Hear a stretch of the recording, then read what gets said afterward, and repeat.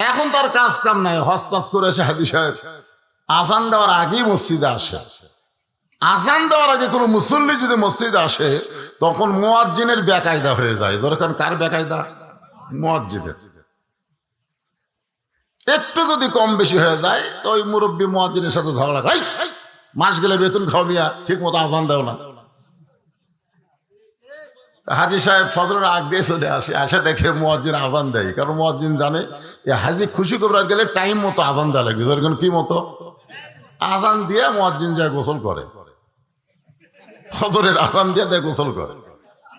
হাজি সাহেব একদিন দেখছে কি আজান দিয়ে তারপরে গোসল করে, দ্বিতীয় দিন দেখেছে একই অবস্থা, তৃতীয় দিন দেখেছে একই অবস্থা।